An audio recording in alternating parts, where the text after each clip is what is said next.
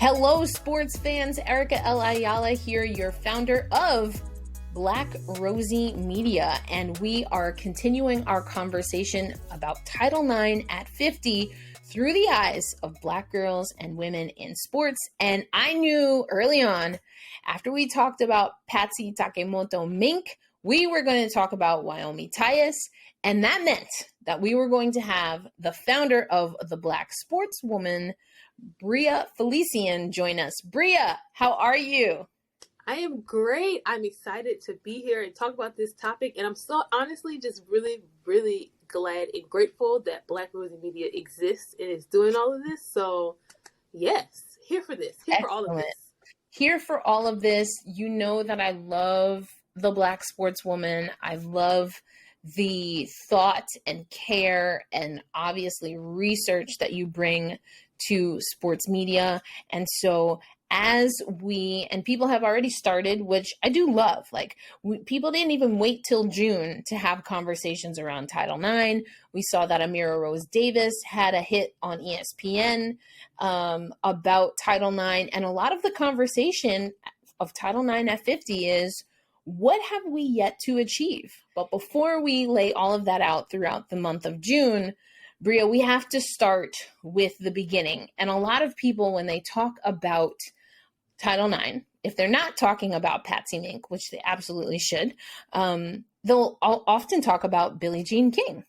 And the Women's Sports Foundation, even to this day, does amazing research when it comes to Title IX and women, girls and women in sports.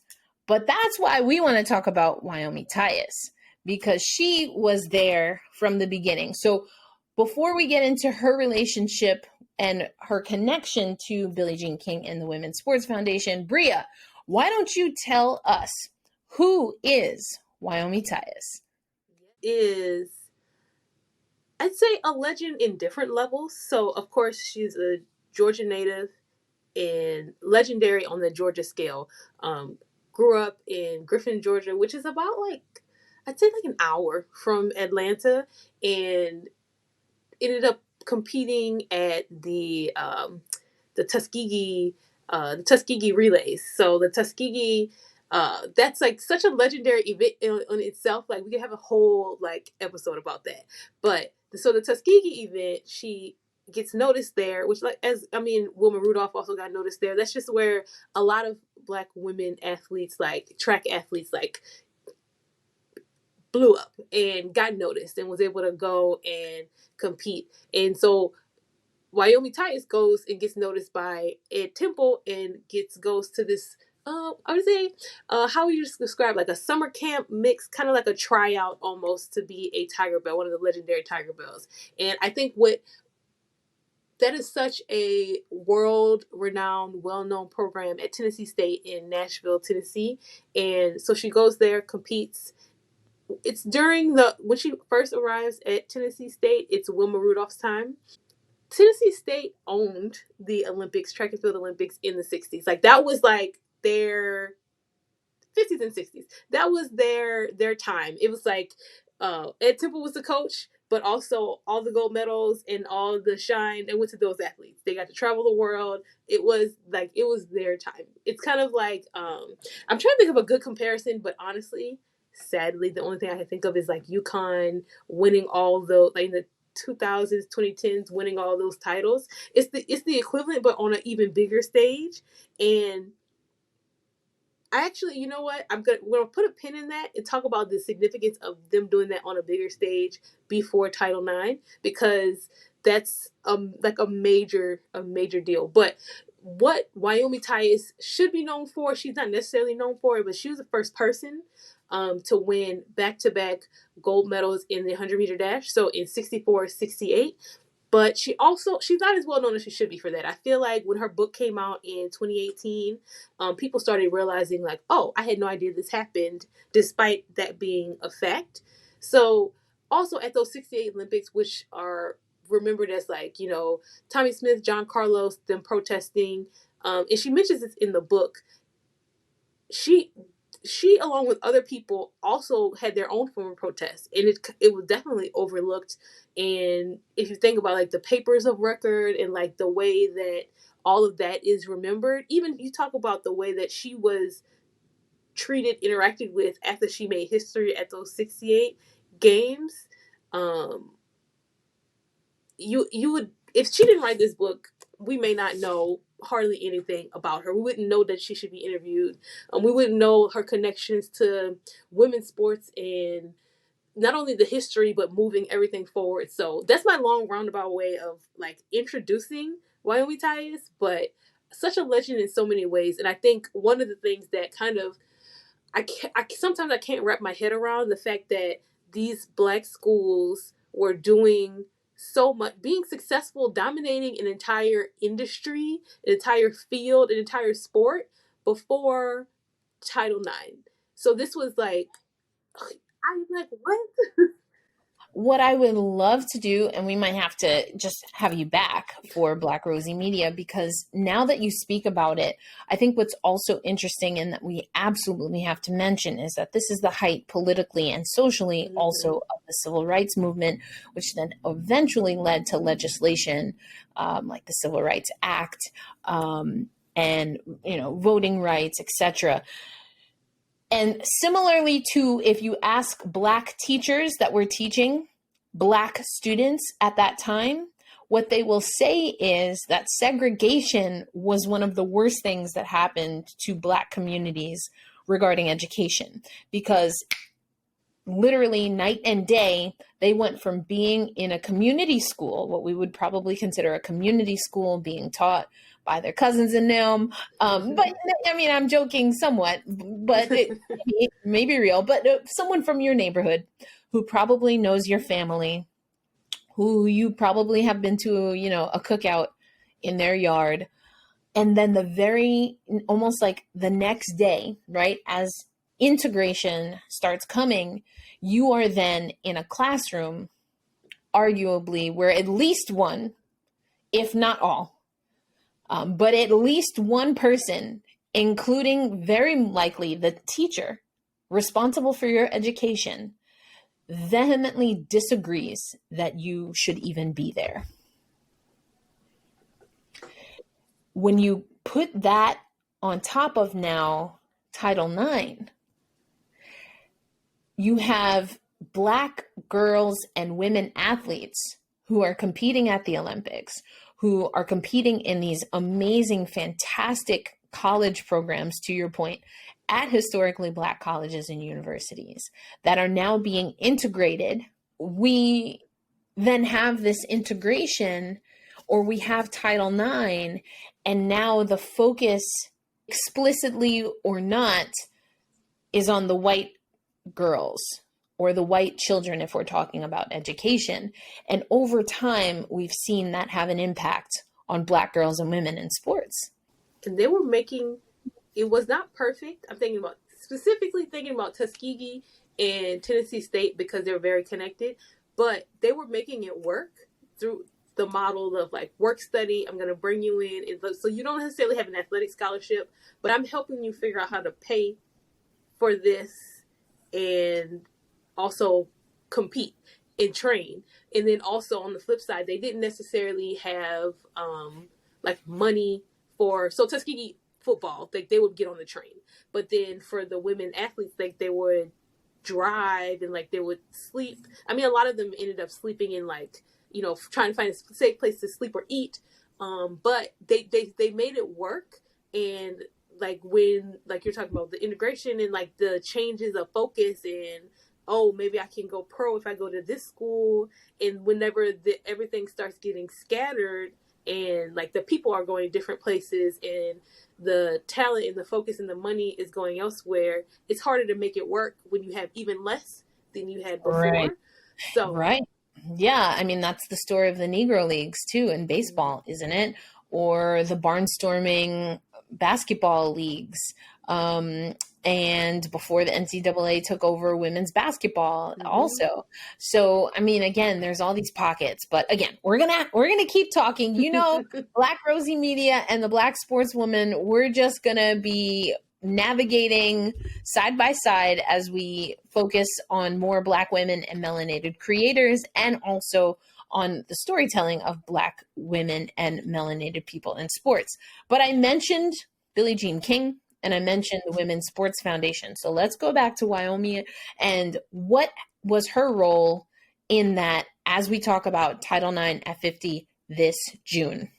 So they were, so she was right there. And I think it's almost, it's more the memory that has changed than her role in moving women's sports forward. So it's similar to, and I think we should call that out too specifically. Whenever she won that second gold medal, it's something that still sticks with me, and I have to go back to that moment where there was no fanfare like there is now when she won that gold medal. Like now I think about Delilah Muhammad. I think about all those Black women that win the 400, Allison Felix, like all of them that you see them with the American flag and you see them like just being almost, it's temporary, but that still happens during the Olympic Games. But it was only one person came and talked to her after.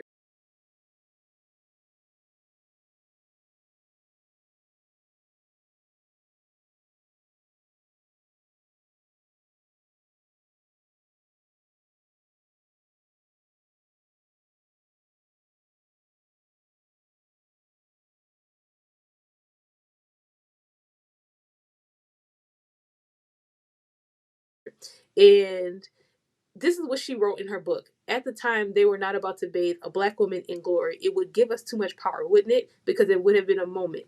If you think about it, she won back-to-back gold medals. Nobody in the world has ever done that. Let's paint the U.S. all over her. Let's drape her in a flag. You would think, but no, I would never see them hanging a flag on me, because one thing the Olympics is not about is giving power to the powerless.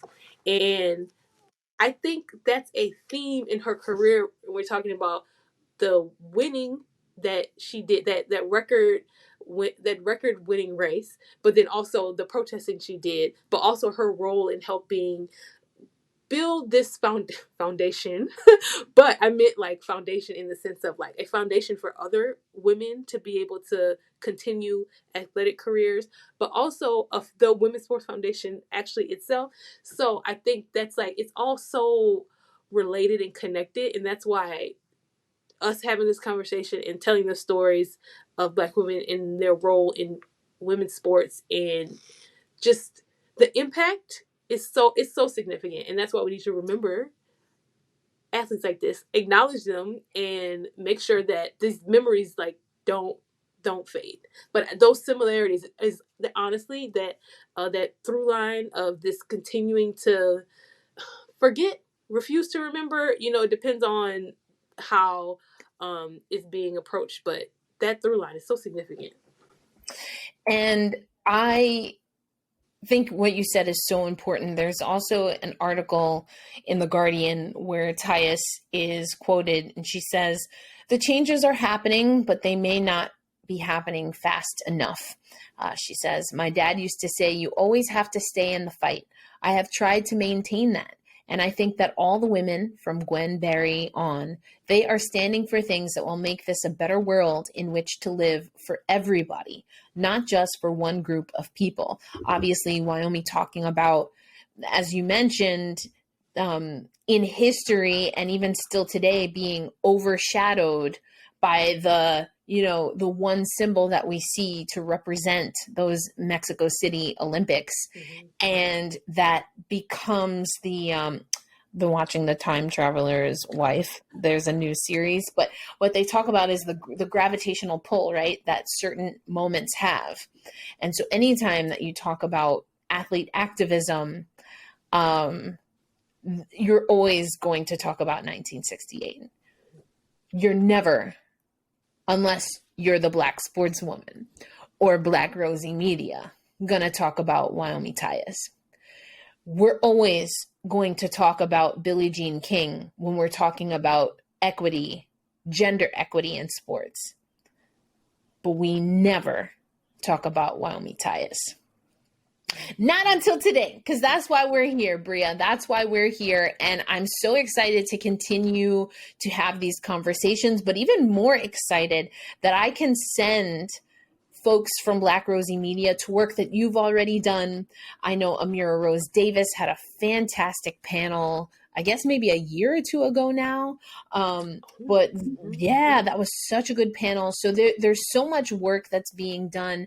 I got this concept of focusing on Black girls and women on some research that had been done again in the early 2000s, talking about where we stand when it comes to how Title IX has played out for Black women, and the fact that we're oversaturated when it comes to athletic scholarships in track and field and in basketball.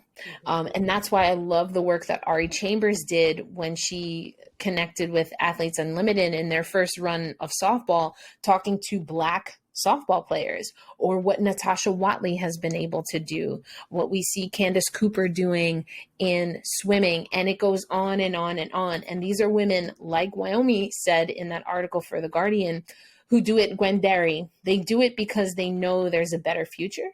Whether they are able to fully enjoy that in their prime as athletes or not, to be seen. History would tell us that it's probably not. But we are here to accelerate the process and the learning curve for all of us until we truly reach that equity. The last thing that I wanted to do is, and I'll drop this link, but there's an amazing streaming service, a Black streaming service founded by a Black woman called Quelly TV. And there's a fantastic, it's a documentary. Hold on. Olympic Pride, American Prejudice. Oh, yes. I had that book, but I didn't read. I didn't know it had a documentary. Olympic Pride, American Prejudice. Oh, that book. I actually love that book. They go in on Babe Dietrich, and I love that. Yes. Yes. So there's a documentary. Okay. Oh, dang it. All right. This Olympic. You don't have me on Quelly TV because all this stuff looks really cool. Quelly is dope. And another thing that I want to uplift, I know we were talking about the 1968 Olympics, but there's an amazing, well, you actually told me that it was a book, but I saw a documentary on Quelly TV, Black owned, Black woman owned and founded streaming service that talks about Black women in the same Olympics where Jesse Owens ran. And similar story to Wyomia. The focus was on Jesse Owens versus, a Nazi Germany and Hitler. And that story even has not been fully told, or at least not until recently have I learned about more of that story. But then to find out how Black women were impacted at that same Olympics and the history that they made, or that they were that they weren't allowed to make, for a lot of reasons, which unfortunately also collided with, quite honestly, their safety, was a very difficult pill to swallow, but highly recommended. Olympic Pride, American Prejudice. There's a book. Democracy Now! Has done a clip on it, and used to be on Quelly TV. I'm not sure if it's still up there, but check out Quelly TV nonetheless. But Bria, what I got from this is that Wyomia Tyus still out here impacting activism in sports, whether people know it or not. And I love that for her. I love that for us. And I also love that anyone who's interested in more of these stories can look at some of the fantastic, well thought out work that you have done. As I mentioned, Amira Rose Davis has done, and hopefully at Black Rosie Media, we can have you back to have more conversations, not just about Wyomia and the Tiger Bells and all of that history, but continue to find the pockets of history as it's unfolding. Because we know always there are Black women right there at the front line. Oh, yes. Thank you for having me. I mean, honestly, couldn't even say close it out better than you. But, I will say there's so many repeated moments in history that I think that's just one takeaway or thought that I would want people to leave this this chat with. I'm thinking about we talked about Olympic Pride, American Prejudice, and there, Babe Dietrichson, she's considered almost like a white woman's sports icon. And in that documentary and in that book, they talk about the racism and the racist acts that she committed, like against her teammates, and who's remembered from those Olympics and who is not. And then the same with Wyomia Tyus, and the same things that happen now. But I think as long as we're more aware, I think that's a great start to realizing, okay, what is going on? What is happening? What is the reality that we're living in? Yes, I think that's so important. Or even we can bring it to the 1980s, and I'm sure even beyond, where Angela James to this day won't talk about it, but she got thrown out of a tournament, of an international tournament, because right before the puck drop, her teammate said something that was racist, and she got them hands. And unfortunately for the hockey fans out there, we know that we're dealing with that with Nazem Kadri, and him being in the playoffs, actively receiving, he and his family receiving death threats. What a world. What a world. What a world. But Bria, we're just going to have you back. These are difficult, but extremely important conversations. And I'm always so grateful that you're up to the task. And I'm so glad, and I'll say it again, that Black Rosie Media exists. And thank you for having me.